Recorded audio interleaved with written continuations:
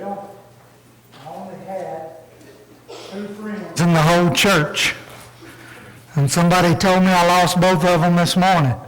Mary and Ann, I'm sorry. I was trying to be humble and not tell people who won. I was going to let y'all do that. And now I've lost the only 2 friends I had. So anyway, if you hadn't talked to Mary and Ann, we beat them. Okay, we'll just set the record straight. Oh, we had a lot of fun. You know, in all seriousness, as I was sitting there Friday night, and as I was enjoying myself very much in the fellowship of it, I was thinking about this lesson for tonight.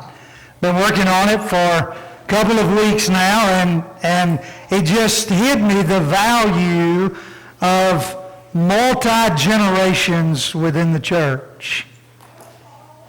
I don't know how much we stop and appreciate the fact that for the first time in our history, we are experiencing more generations living at one time together than ever before. And some of that is due to the fact that people live longer. And so you have older people that live on this earth longer, and you have generations that just keep coming. And so when you put the numbers together, there's at least 5 right now that are coexisting within the Lord's church. Some of that is because the generations are broken down into smaller age groups, smaller time periods. In other words, 50, 60 years ago, a generation might be 30 years, and now it's really hard to make a generation 15 years. And so the time period of a generation, okay, that'd be a good topic, but it's not the one I want. Sorry, I just looked up at the back wall. Yeah, sovereignty, man, that's cool. I'd like to do that one on the cuff, off the cuff another night, right? Not tonight. Sorry. Maybe it's in the Dropbox, maybe it's not. Multi-generational vision would be a screen with a bunch of people up there would help my feelings a lot. With every generation comes, whew, there we go. Now, I know what's in this one. I don't know what was in that other one. With every generation comes a different way of thinking. It doesn't mean that that generation's right and your generation's wrong. It just means it is different. With each generation comes life, comes energy, comes excitement, especially as we grow older and our physical bodies aren't made to endure and to continue to run at the pace at which they once did. And it's not that anybody is more valuable than anybody else. We're not talking about value here. We're not talking about priority here. We're not talking about importance here. We're simply stating the fact that with each generation comes new life, new energy, new enthusiasm. There also comes new mindsets. There comes new ways of doing things. And for some, those are very hard to mesh into what I call a multi-generational vision. Because very often what's the case is that you want the vision of the church, and that's what we're talking about on Sunday nights is vision, right? So the vision you want is the vision that fits your generation. That's only natural. That's the one you're comfortable with. That's how you grew up. That's how you think. Everybody, for the most part, in your generation thinks like you. And they have the same typical moral compass and values and different things that you have. And you grew up together. You grew up in the same time. You grew up in the same ways. You grew up with similar things. And the new generation is growing up differently. And they're growing up with different things. And they're growing up in different ways, and they're facing different challenges. Again, this is not about right or wrong. This is about the fact that we have 5 that coexist. And how do we, here's the question, how do we come up with a vision that is multi-generational? I want to give you 4 or 5 things to think about, and then I want to close tonight with an article that I read about being a multi-generational church. And there was about 9 things mentioned in that article, and I won't mention them all, but I want to mention a few of them as we close tonight. It just ain't gonna work for us tonight. I'm sorry. You can run it up there if it'll work up there.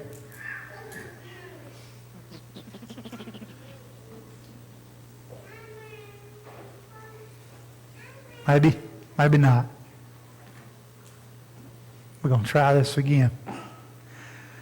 There are at least 5 things that we need as a church. When I say we, I mean the oldest one in here to the youngest one in here. As we think about how to develop and strategize this vision together, we need to see value in each generation. And we need to recognize the importance of each generation, all the way from the youngest of young to the oldest of old.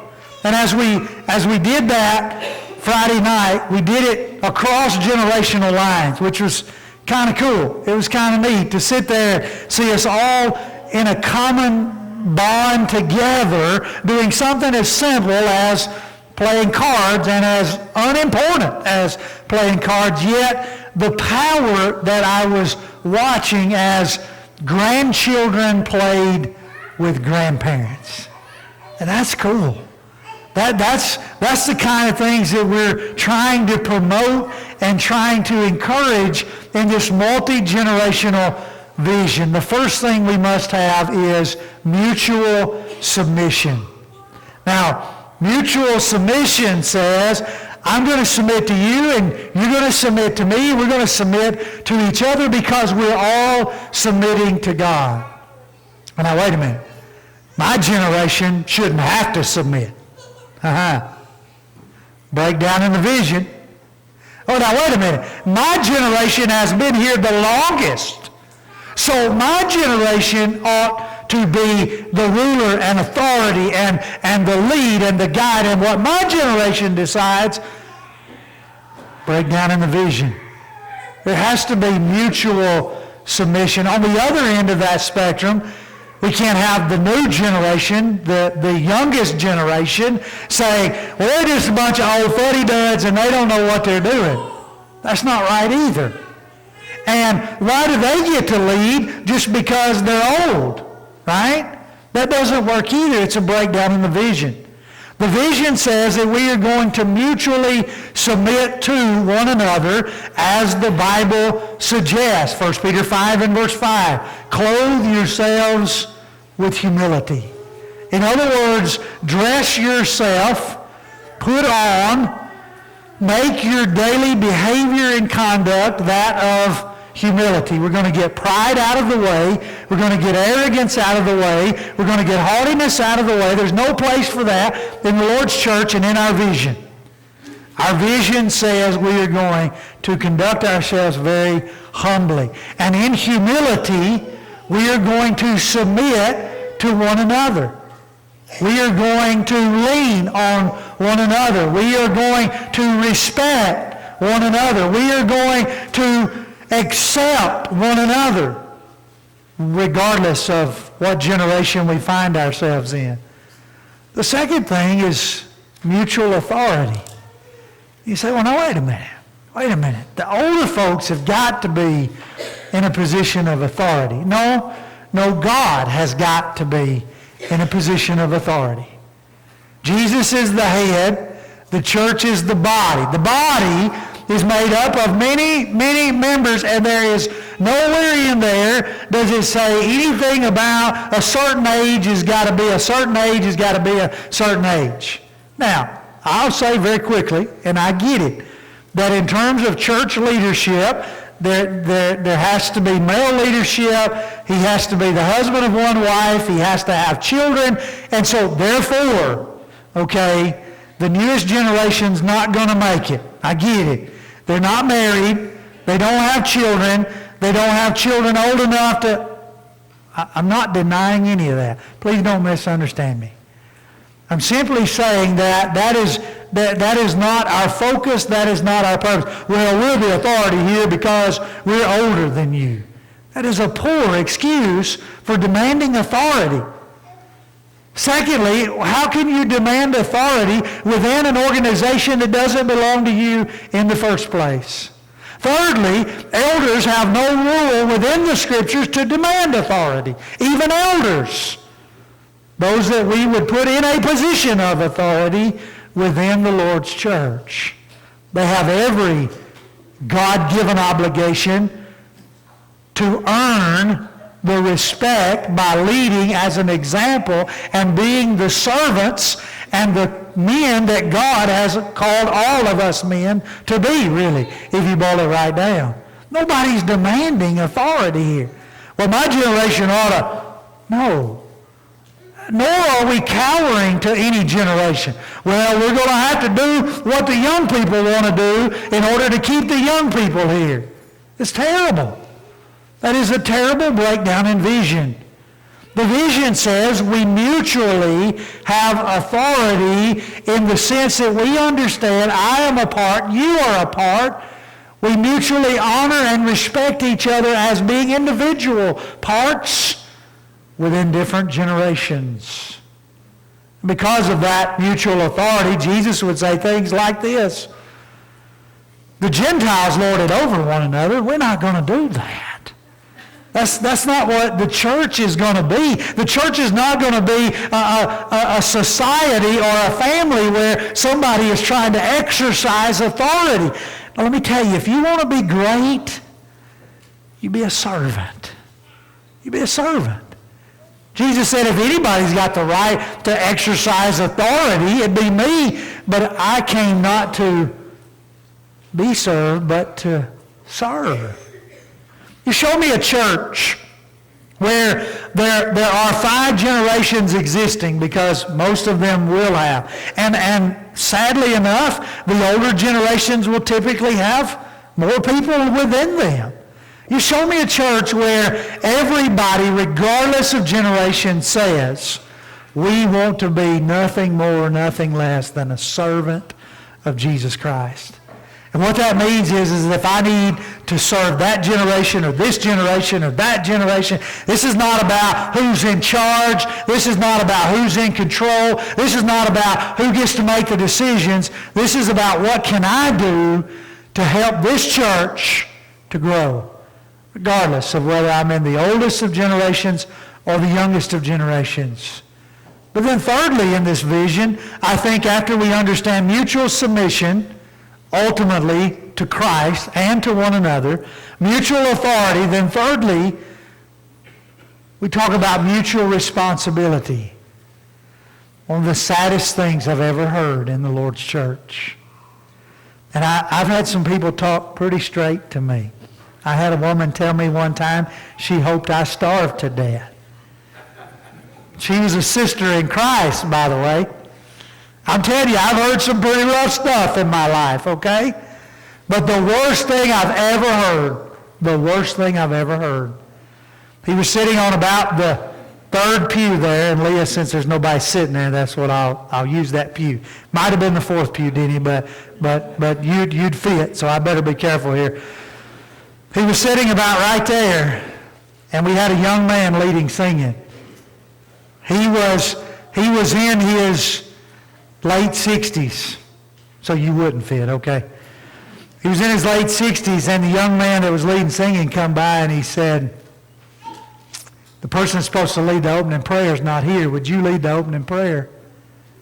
And the gentleman said, get somebody else. I've served my time. My stomach just rolled. My stomach just rolled. I'm thinking to myself, if you were physically incapable, okay, maybe.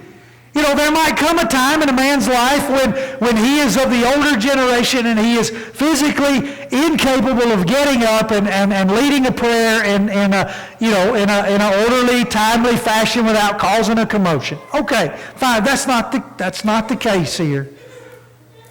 I don't know what was going through his mind when he told this young man that, but here's a young man in his early 20s leading singing, and by the way, he's leading singing because there's nobody else there to lead singing. He's not the best song leader, just to state all the facts out there, okay? So he's getting up there doing something he's not comfortable with. And I'm sitting there thinking to myself, wow, what an example, right? There's got to be a mutual responsibility here to where the older generation says, man, we're responsible for this church. I mean, it is up to us to make sure that the Leoma Church keeps her foundation and keeps her vibrance and keeps her influence that is good for the community. And the older generation says, man, I got to do everything I can do to help her be just that. At the same time, the younger generation is saying, man, we are growing up and we're going to be the adults one day, and we've got to make sure that we're learning what the truth is, because we want to believe the truth and teach the truth and behave and conduct ourselves according to the truth, and we want the Leoma Church to be all she can be for the Lord in our community. And every generation in between. The mutual responsibility that says, hey, I want the church to have the vision that the Lord wants it to have, and I'm going to do all I can with my part, regardless of what age I am and where I am. There may be times you can't. There may be things that you can't. And there may time develop when you can. I get all that. I understand it. For the younger folks, guess what? If they're not members of the church, they're not allowed by the elders to participate in worship yet. And so the time's coming as they grow older, right? The young men, and they're baptized into the family of God, then there'll come a time when they have limitations too. So they do things like 5 talent and nursing homes and things like that. And that's all well and good. And so you can look at both ends of the spectrum there. There may come a time when you're not able to drive at night, or it's not safe for you, or whatever the case may be. But that doesn't cause us to lose sight. There's never a point in life where you get to the achieving goal of saying, well, I've served my time. Get somebody else. That's not part of the Lord's plan or His design within the church. There has to be mutual responsibility. But then fourthly, there has to be mutual accountability. You're just as accountable as I am. I've heard people say of other churches, well, the young folks are running that church. Maybe you've heard that. Well, the young people they're running that church. Well, you go to church there, don't you? And it's said in a derogatory way, in an accusatory way. In other words, if I was running that church, I wouldn't be running it like that. But the young people are running that church.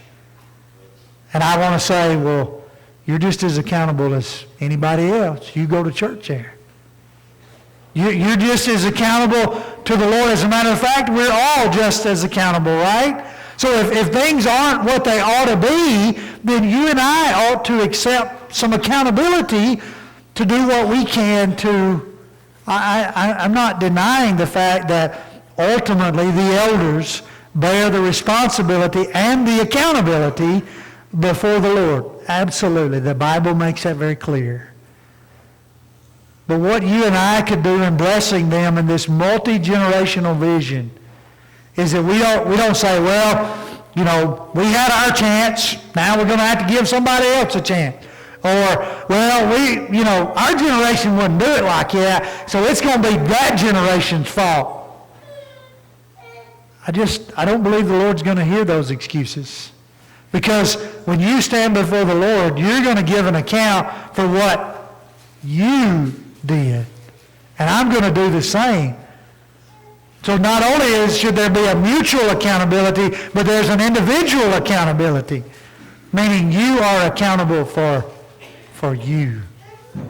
And so, when it comes to the church, when it comes to the family, when it comes to the multiple generations that we have, we need to feel this mutual accountability, that it's important to me because I am accountable to God.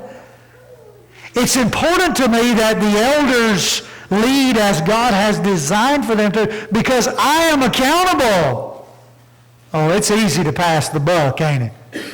And I like to do it all the time, don't you? Just put the accountability off on somebody else and you're free. No, you're not. You're still accountable, and so am I. And just because I'm not an elder, or just because you're not an elder, doesn't remove the accountability that we have, not only for the church, but specifically for our individual lives and our individual souls. As we think about accountability, the Scripture's full of them. I think about this passage, and it may not be as clear, but Revelation 20 and verse 12, the Bible says, John saw the dead, small and great.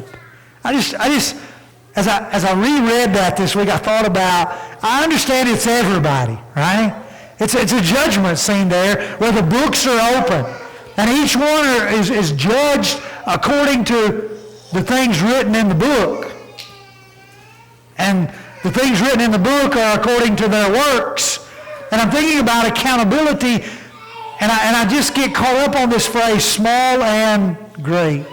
In other words, everyone. All, the young, the old, the rich, the poor, the high class, the low class, the social status people, the non-social, everybody. When I see the small and the great all appear before the Lord. Thus, accountability, mutual accountability, individual accountability before God. But then I think of one more. And that is, and I should have put mutual love, right? As I went back and re-looked at this, I thought, man, I really fell short there. I got tired or something, I reckon. Sacrificial love. It will be the same idea. Mutual sacrificial love. In other words, the idea is that we are all in this together. This is not my generation or your generation. This is the Lord's church. And the Lord's church started before your generation, and my prayer is that it'll continue long after the newest generation. And you should have the same prayer. In other words, your generation, I hope that it's been great for the Lord's church. But if you're sitting there thinking that your generation was the gift to the Lord's church, be careful. Because what that causes you to do is to look down upon every other generation. And that is detrimental to the Lord's church.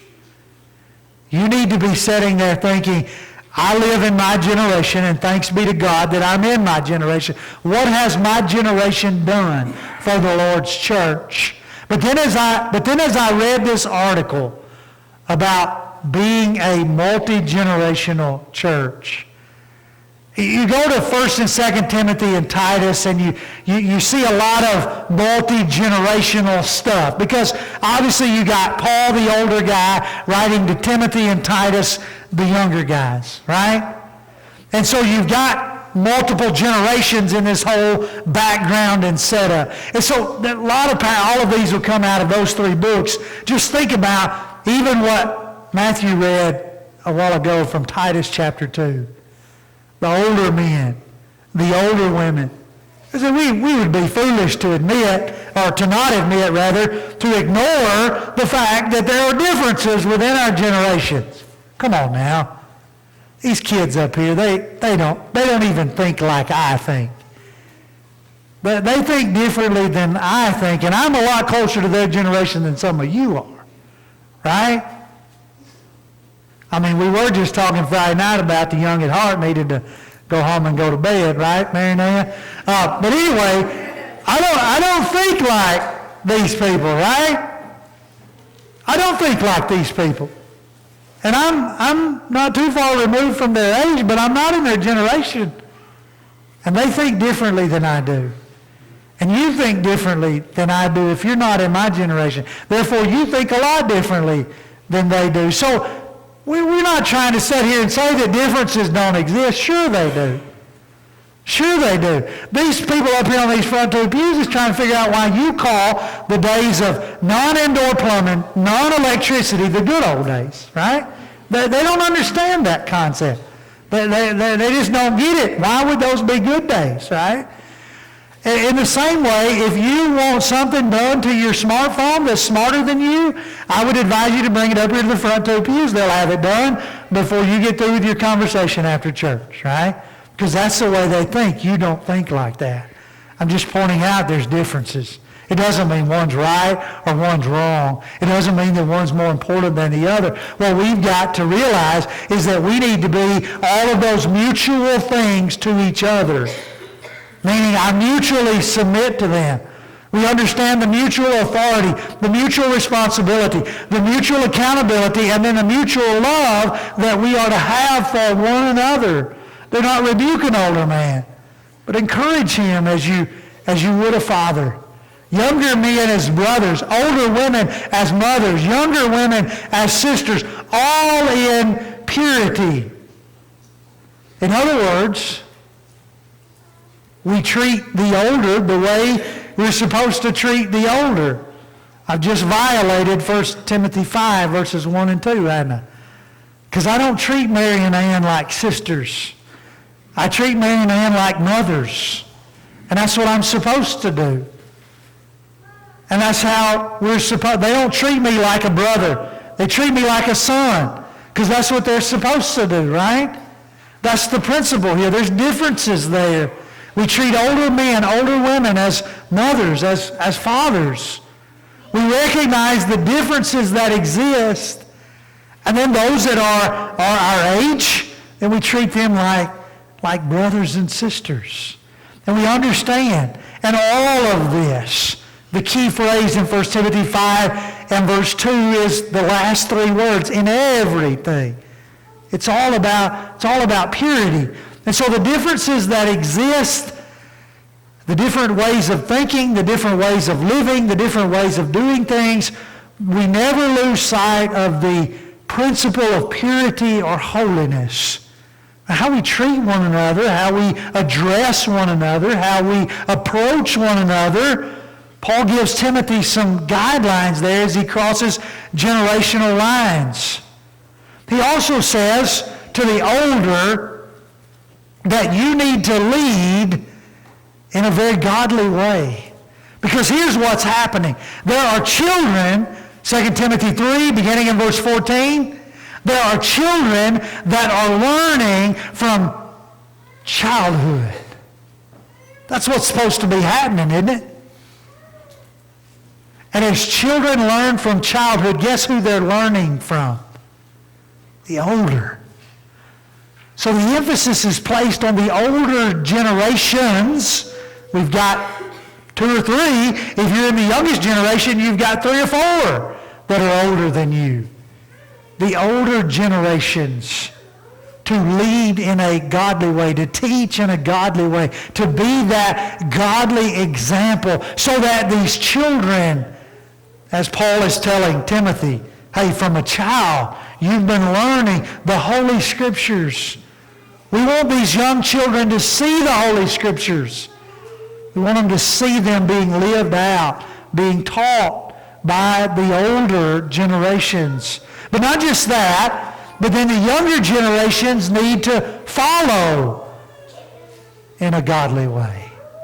So as you read 1 and 2 Timothy and Titus, there's clearly older women, younger women, older men, younger men. There's clearly some generational type church stuff, instructions going on here. and how the older generation interacts with the younger generation and vice versa. He says to the younger generation, 2 Timothy 3 and verse 10, you know all about my teaching, my way of life, my purpose. He goes on in 2 Timothy 3 to say, so do it.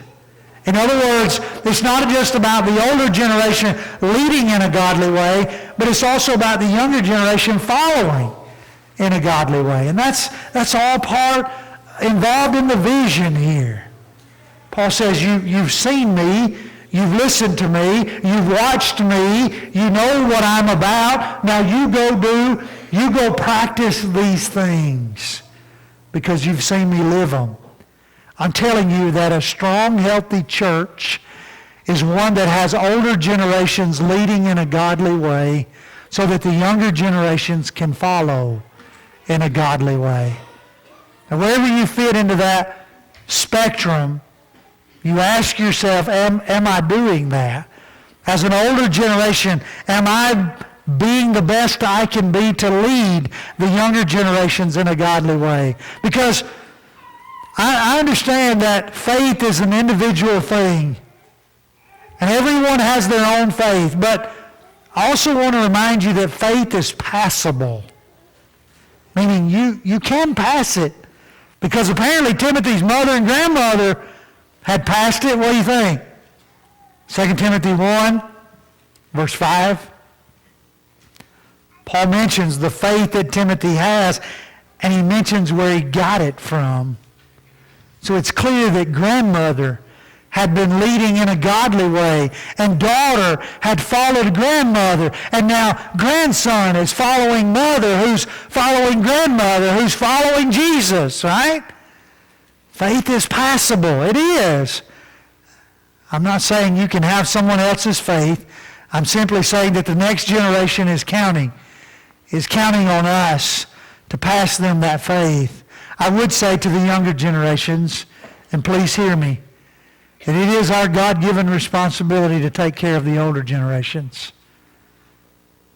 1 Timothy 5 and verse 4. But if a widow has children or grandchildren, let them first show piety at home and repay their parents.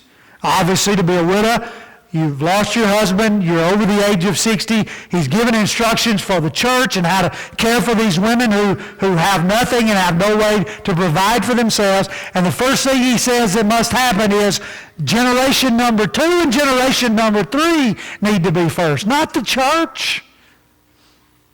Not the church. Now there's a time in which, and there's instructions in which, if she is in fact a widow indeed, that the church will step in to care and provide for her. But the first people to provide for her is her family, namely her children and her grandchildren, the second and the third generation. So I just pause here in this vision to say, younger generation,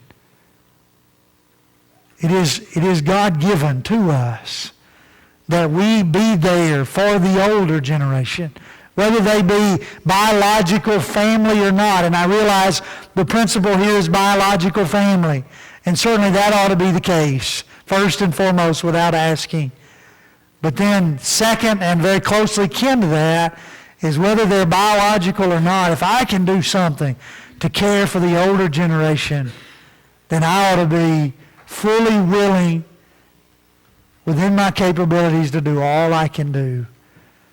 A strong church is one who has younger generations serving the older generations and helping and being there and assisting and aiding. What we can't lose sight of is that we're all standing on the shoulders of another generation, aren't we? I don't care whether you are the oldest generation in the church right now. You're standing on the shoulders of many generations before you. Don't ever forget that. You are sitting in a building because of the generation before you. You are sitting and you are a member of a sound, solid church of the Lord's people because of generations before you.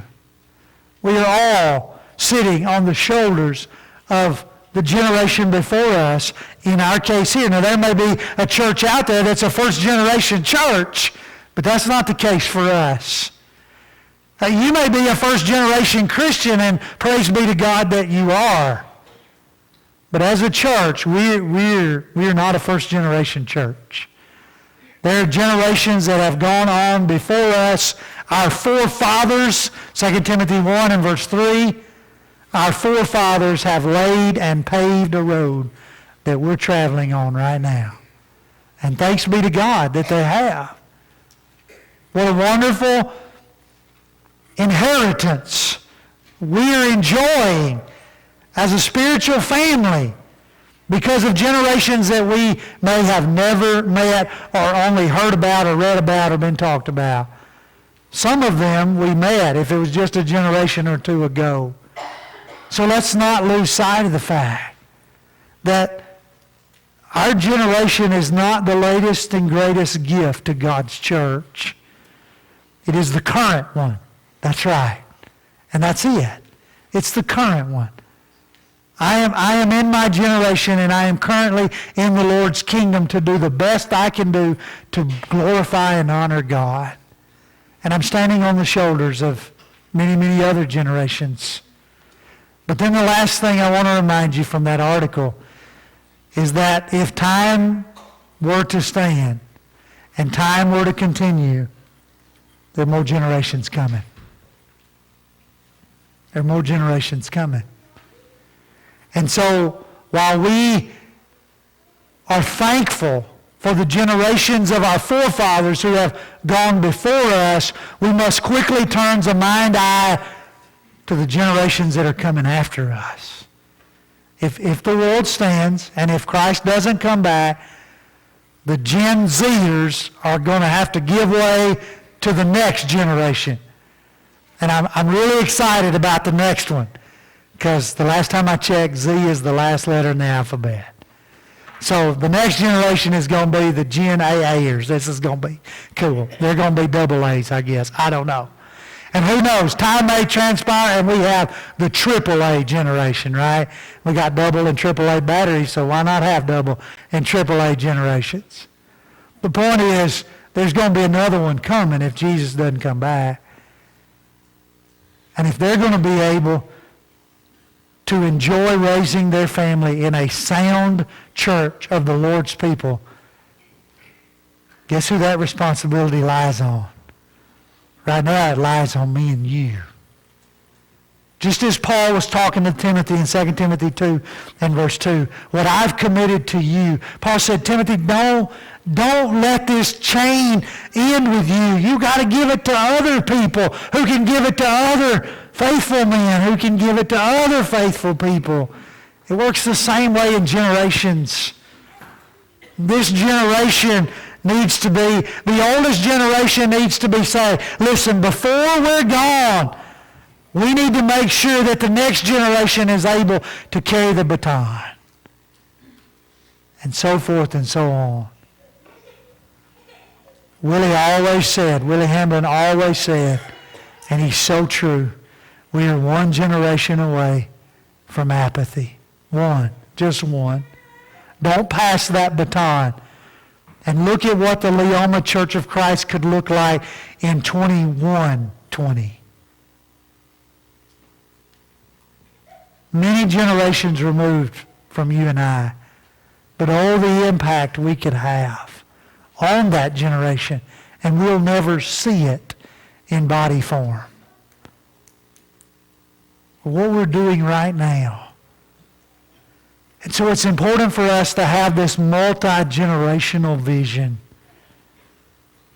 that recognizes the different generations that exist, that recognizes the challenges and the uniqueness, but that is also able to tap into the resources of these 5 generations.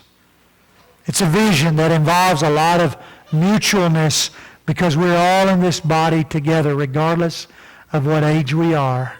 It's a big family here.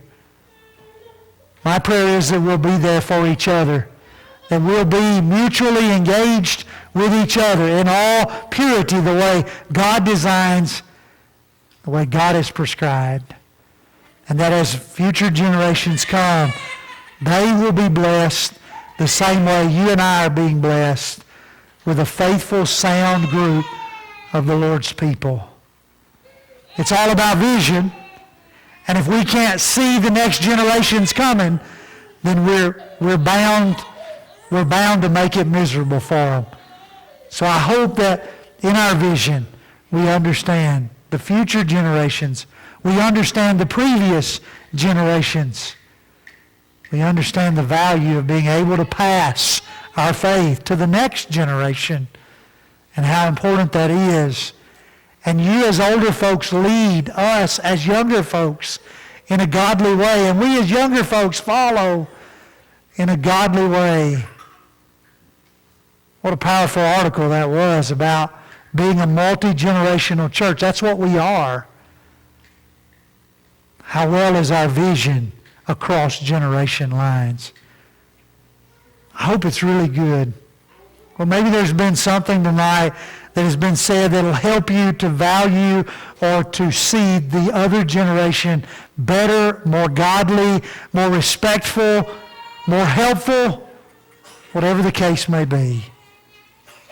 Hopefully, what it'll do is it'll help all of us to gain a vision for our lives that will help me to understand who it is that God wants me to be.